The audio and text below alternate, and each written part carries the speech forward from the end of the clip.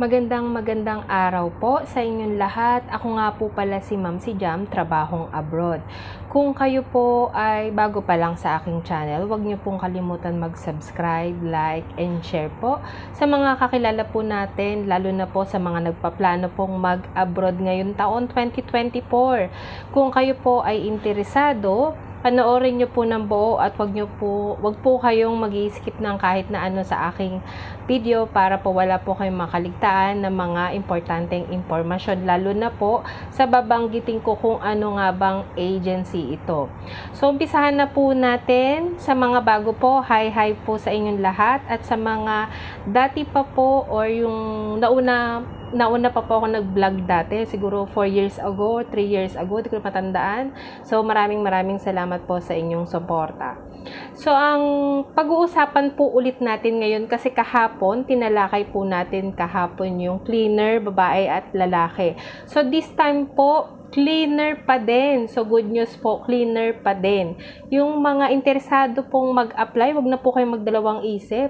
Kung meron naman po kayong mga experience, at alam nyo talagang desidido kayong mag-abroad para po sa pamilya ninyo, go lang po tayo, no? So, ang pag-uusapan po natin ngayon ay ang bansang Hungary. So, kung kayo po ay interesado, huwag po kayong mag-i-skip dito sa aking video. Hungary po ang ating bansang tatalakayin ngayon, at ang trabaho po ay cleaner. Sad to say, female lang po yung kailangan nila this time. Kasi kahapon, pinag-usapan natin cleaner, babae at lalaki, any gender po. So, ngayon pong araw, female lang po, babae lang po yung kailangan nilang cleaner. Kailangan po minimum 160 cm, 160, at yung inyong height without shoes. Para po sa mga babae to. Kailangan po nila ng 2 taong experience, working experience as a housekeeper o housekeeping hotel, sa mga hotel industry po. Meron po kayong kaalaman sa paggamit ng iba't ibang housekeeping tools, materials, at mga equipment po.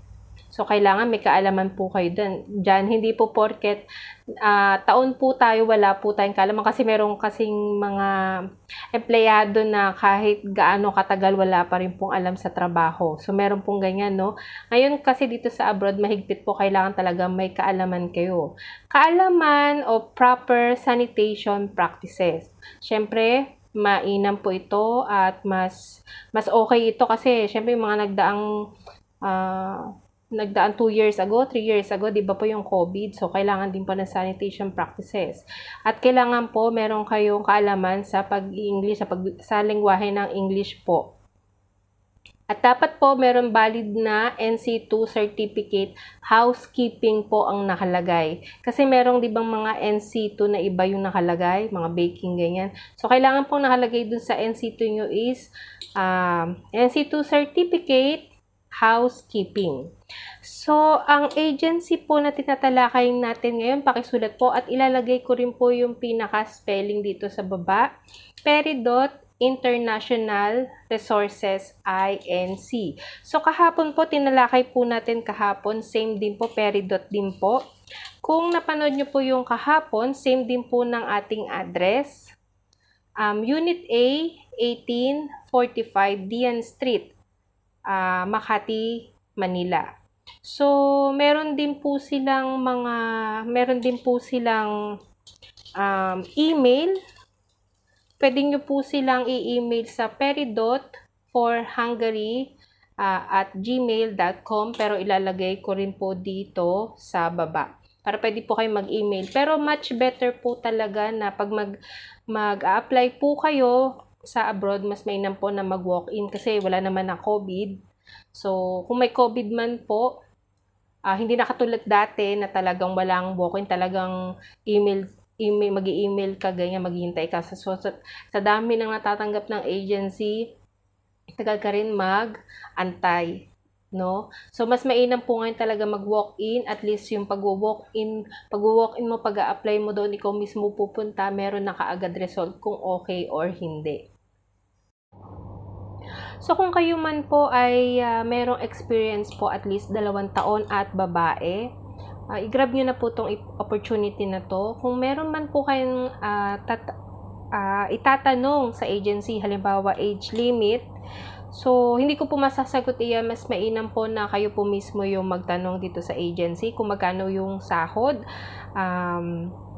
kung anong oras ang kung ilang oras ang pasok, kung 8 hours, 12 hours, depende kung may overtime, bayad ba yun? Paano yung may mga overtime, kung magkano? At malalaman nyo rin po kung talagang pasa po kayo dito kasi meron kasing mga nagtatanong sa akin na may mga experience kasi yung ibang agency na hinahanap nila. Kung meron daw bang agency na at least 1 year lang. So, mas mainam po na magpunta na lang po kayo sa agency. Kasi merong agency na basta may experience, basta pag nagtanong sila at alam nila na may kaalaman po kayo sa mga materials, kung may tatanong po sila at alam nila na may kaalaman kayo, na mabilis kayo sumagot, alam nila na hindi kayo nagdadalawang isip, talagang may knowledge kayo dito, anong tawag ba nito, yung bang pagbibigyan ka nila kasi may experience ka at may kaalaman ka. Meron kasing may mga experience din na wala talagang alam sa mga tools. So, hindi ko alam kung paano magic ginagawa na sila sa trabaho, kaya talagang mahigpit po talaga sa abroad. So, iba po ang trabaho sa Pinas at iba rin po ang trabaho sa abroad. Kailangan talaga may kaalaman kayo or else magte-training pa kayo siguro doon.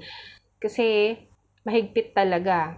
So, iba kasing ginagamit natin dito, iba rin yung ginagamit doon. Pero swerte na lang siguro kung same, pero mas high-tech kasi sa abroad, no?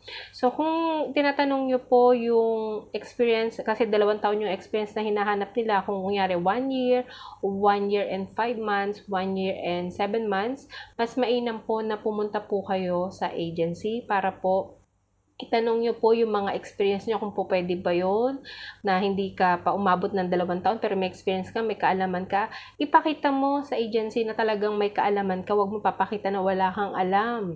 Kasi syempre, kapag ka-abroad, kailangan nating maging mapagmatsyag.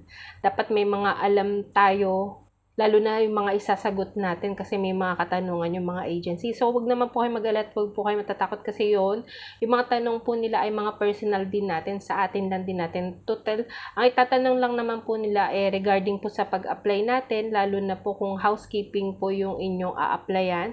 So, housekeeping din po yung question nila regarding sa mga tools, materials, sa mga customers, sa mga gamit, yan, kung paano mo i-handle, syempre, pag nasira, ganyan, di ba? So, yung mga ganyang katanungan, alam natin na related talaga sa trabaho. So, female lang po yung kailangan nila at 160 cm, walang sapatos, yung height na hinahanap po nila. At kailangan po may kaalaman po kayo sa lengguwahe ng English. So, mainam po ito kasi sa bansang Hungary talagang bigatin po dito sa Europe. Masasabi natin na marami po ngayong bansa ang nag-o-open para po sa ating mga Pilipina na talagang binibigyan tayo ng chance makapunta sa Europe na makapagtrabaho po at makaipon din para po sa pamilya natin. May mga nagtatanong po sa akin regarding po sa mga age limit, sa mga hiring pa po nila kasi merong mga age limit. Ito na lang, unahin na lang po natin mga age limit. Age limit depende po kasi sa agency. Mas mainam po, lahat po ng katanungan ninyo magsadya na lang po kayo sa agency. Mag-research po kayo or tanungin nyo kung saan yung papunta doon, kung paano pumunta doon sa agency na yon.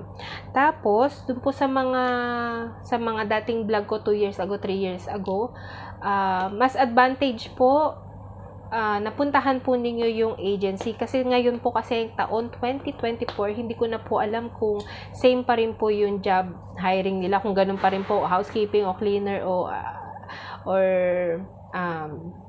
sewer or carpenter, di ko na po kasi alam dahil 2024 na po ngayon. Ito lang pong nare-research ko or yung mga dating agency ko po, ito po yung mga hiring nila.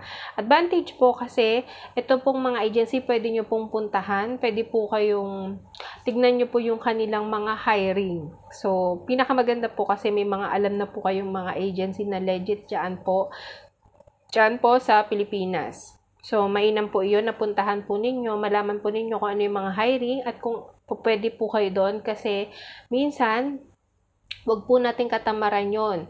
Yung isang agency na hindi natin alam yun, dun pala tayo makakaalis. So, try po tayo na makapag-apply, lalo-lalo na po pag mag-a-apply po tayo, kailangan talaga, wag tayo basta-basta magre-resign sa ating mga trabaho, mahirap po talaga maggastos, unang-unang pamasahe, makakuha ng mga requirements.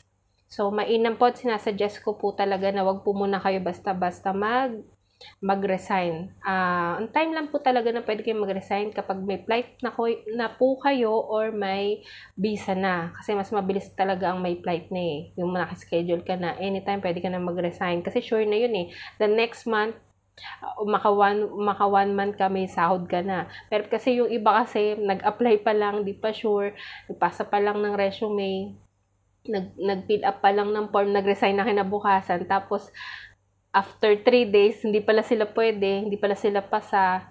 Ang hirap. O kaya naman di sila tinawagan. Diba? Ang hirap po ng ganun. Mag-expect tayo na nakapasa na tayo ng form, tas hindi pala tayo nakapasa or hindi tayo tinawagan. Ang sakit, diba? Mahirap po talaga. Kaya talagang ina-advise ko po ang the best na magre-resign po kayo sa inyong trabaho, lalo't nag-a-apply po kahit naghihintay pa po ng mga process ang papel nyo. Sure na makaalis kayo kapag po may naka-schedule na kayong flight. Yan ang the best na masasuggest ko po sa inyo, na better na mag-resign po kayo kapag may flight na po kayo. Kasi anytime, next week pwede na kayo mag-resign. Kunyari, meron kayong 3 weeks para mag-flight or 2 weeks. O, diba? At least meron ng sure na income sa susunod na buwan na pag-alis ninyo. Meron na kayong income kasi maraming kababayan natin na nagre-resign agad. So, ulitin ko po yung mga katanungan po ninyo regarding po sa trabaho or sa mga age limit, sa mga experience po sa mga taon, lalo na po kung 50 years old na po kayo, 47 years old or pataas pa po. Mas mainam po na puntahan po ninyo yung agency kasi hindi natin alam, baka pwede pa po kayo Baka po. So, hindi ko po sure. Mas mainam po na mismo yung agency ang mag-explain po sa inyo. Kasi merong mga agency na tumatanggap naman, pero merong agency talaga na hindi na. Depende kasi sa bansa yan kung hanggang ilang edad lang talaga yung po pwede sa kanila. So, yun lamang po. At sana makatulong ako ngayong araw na cleaner. Babae lang po yung tinalakay po natin ngayon. May 2 taong experience. Pakishare na lang din po ito sa inyong mga kakilala. Ito pong aking YouTube channel. At maraming salamat po. Kung kayo po ay bago pa lang sa aking channel, huwag niyo pong kalimutan mag-subscribe, like, and share po. Maraming salamat po.